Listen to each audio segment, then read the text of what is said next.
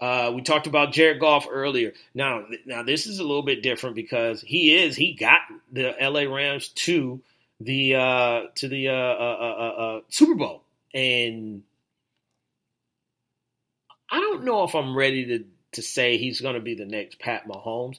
I give him all the credit in the world for getting, the team to the Super Bowl. But there were times where Jared Goff struggled. And we saw that in the Super Bowl.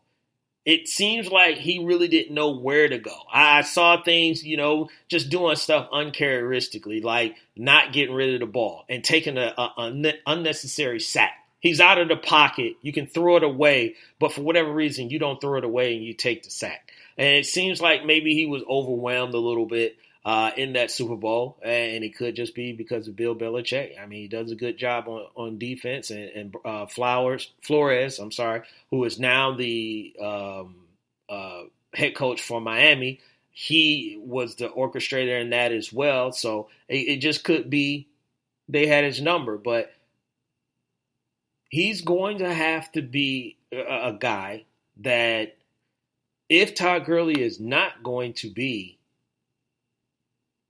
100% or not the workhorse back that he's been before, he's going to have to elevate guys like Cooper Kupp is pretty good, but, his wide receivers, Brandon Cooks and everyone else that's on that offense, he's going to have to elevate them. I don't know if he's just there yet. So I'm going to hold off, on Jared Goff. At this point, the only person I'm kind of really putting my money on is Carson Wentz.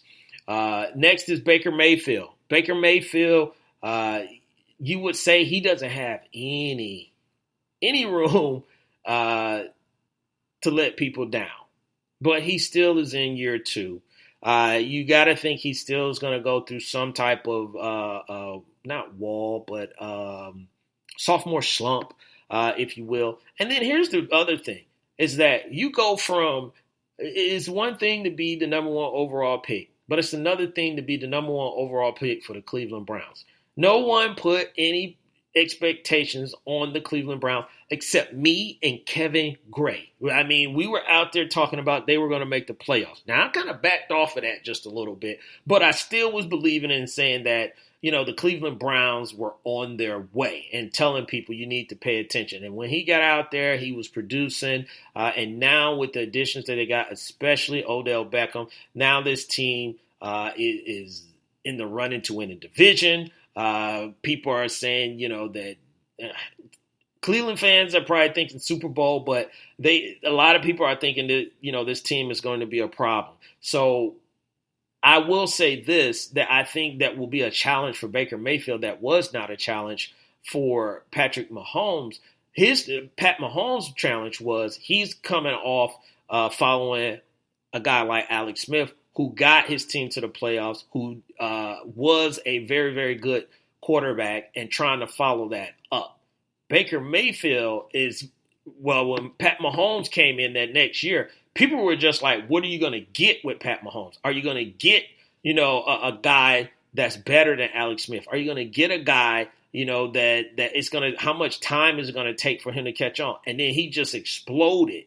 With Baker, people are already putting that expectation of the playoffs and everything on him in Super Bowl. So I don't know if he's ready to live up to that just yet. I know he wants to. Is he capable? Yes. But again, it's one thing to just be like, everybody's happy, that you're out there playing and, oh, look, they won a game, and all that stuff. And then you go into the next year like, you better win these games. That's a whole different expectation. You got a new coach as well. There's going to be expectations on that coach. And then you got some other guys on the team. Duke Johnson, what's going to go on there? Is he's going to, be able to help this team out or not? And the comments that Baker made, that's, by the time training camp started or by the time week 1 kicks off, that stuff was going to be, irrelevant. But Baker Mayfield, I'm going to say no. I'm going to say no right now. Last up, I want to, and this one is going to be quick. Jimmy Garoppolo, Jimmy G.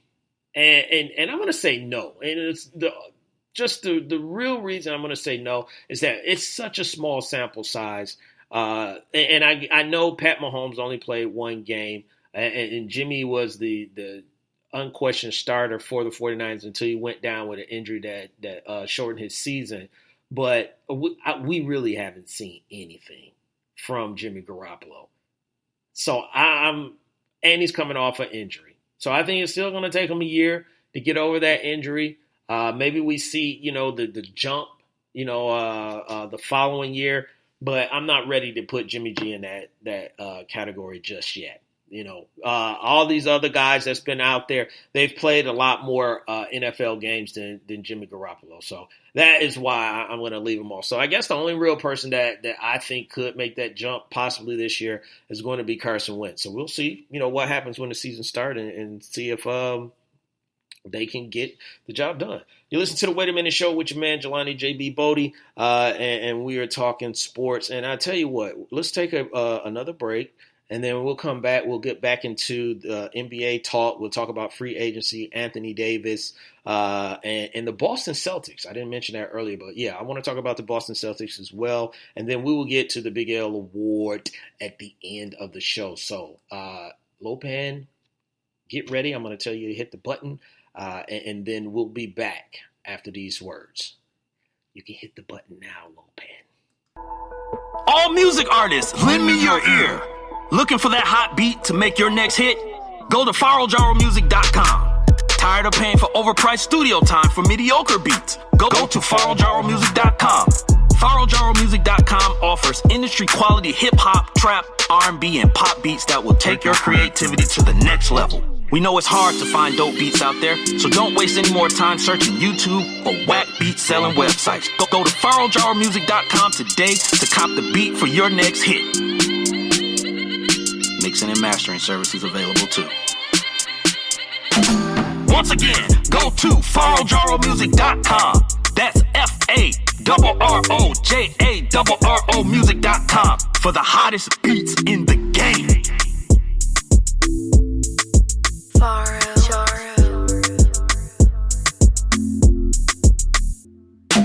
We don't take orders from super fools.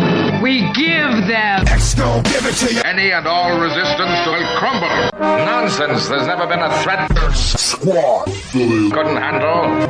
It is the purpose of the Squad to align our infamous forces against the powers of good and defeat them, leaving us the rulers of the world.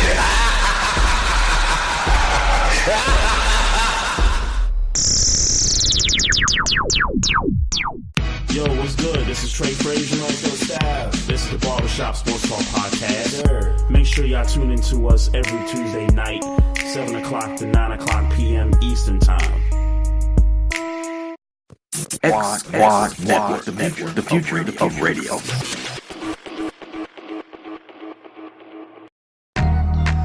He's the brain of operations. I'm telling you right now, book it! And him, he's along for the ride.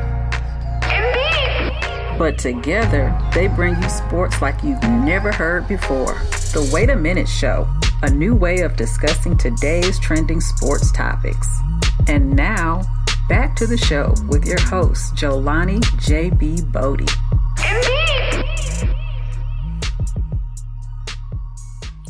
Indeed as well, Lopan. Indeed as well. So we are back from the break, and we're going to get back into some NBA talk.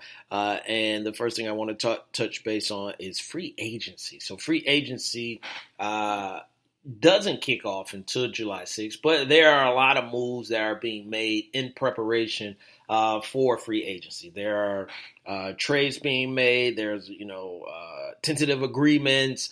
People are opting out. People are opting in, which is, determining where a team is going to go. So some of the things that are sticking out in free agency right now is some of the guys that are opting out. And two in particular is Chris Middleton and Al Horford. So Chris Middleton for the Milwaukee Bucks, he opted out. And I was expecting him, and I think everyone was expecting. It wasn't anywhere.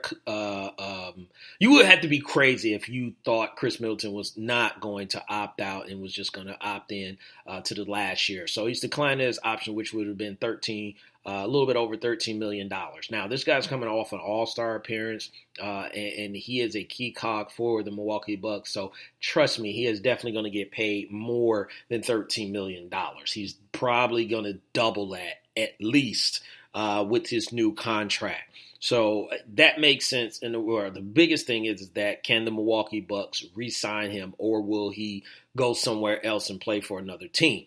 Now, you got to look at the success that they had. You got to hope that he's thinking, hey, we just blew this opportunity against Toronto. We had them where we wanted them. We were up 2-0, and we just let them come back. Giannis is going to be better. I'm going to be there. We're going to get some other pieces. But they're going – I think for him, he's probably going to wait. And actually, he's going to have to wait because it's going to be a domino effect because everybody's going to be waiting on the whole KD and some of the other Kawhi and others and how their free agency play out before – other deals are made, but he's probably going to sit back and watch and see what the Bucks are doing and see if this is the best opportunity or the best situation for him. But opting out, not a bad deal. Go ahead, get your money. Somebody else that opted out, which was, a little weird at first when I heard it, was Al Horford. So he opted out of the Boston, his last year with Boston, which was a little bit over $30 million. And I was thinking like, wow, why is he opting out at this point? Something is going on in Boston. And then, then I actually sat down and thought about it and was thinking like, well, Al Horford is not 22, 23, 24 years old anymore.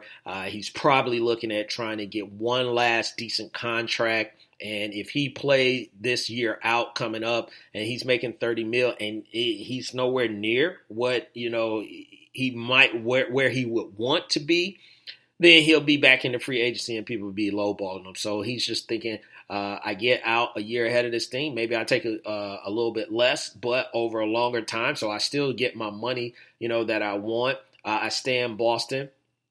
And we'll see what happened. Now, somewhere in between that, they're saying that conversations broke down, and it looks like Al Horford is just going to go into free agency instead of re-signing with the Boston Celtics. And three teams out west are looking at him, and one of them is the Lakers, which I'm not surprised by that. And I was expecting them to be in the mix. I think the Clippers, and it was one of the Mavericks.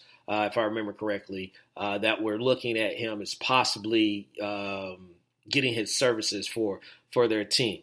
And for Al Horford, I think Al Horford gave up a lot. When he entered free agency after he left Atlanta, he was the number one guy that everyone was trying to get. Now, is Al Horford the superstar? No, he's not the superstar, but he is a guy that delivers. He is a guy that gives you everything that he has. And there were some games in that Boston Bucks series where Al Horford gave Giannis fits that other people couldn't do. And you're running a risk of missing out on something like that, especially with some of the other news that's going on with Boston, which we're going to talk about a little bit later before the end of the show. So I just think he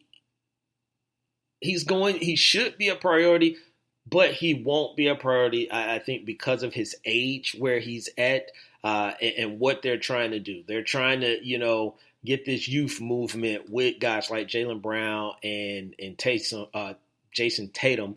So I think Al is going to be left on the outside looking in, which I think he's going to be fine with that. And he's going to move on to another team and play for them. And I think he'll get quality minutes, quality time, and contribute to a team. And I think since this will be his last, hurrah, if you will, as far as like a major contract, I think he's going to be looking for a team that is on the cusp of making it to the NBA Finals. I think he's tired. One, he was tired of getting beat by LeBron. And then the other thing, LeBron leaves and then they get beat by, Kawhi. Not Kawhi, but Giannis. So I think he's just tired. Yeah, and he's going to move out west, get with a team, and contribute there. Jimmy Butler has been rumored that the Houston Rockets are going to be going at him and try and get him to come home. He's from Houston, the Houston area, so play in front of the home crowd. This is going to be great for the Rockets, and here's why.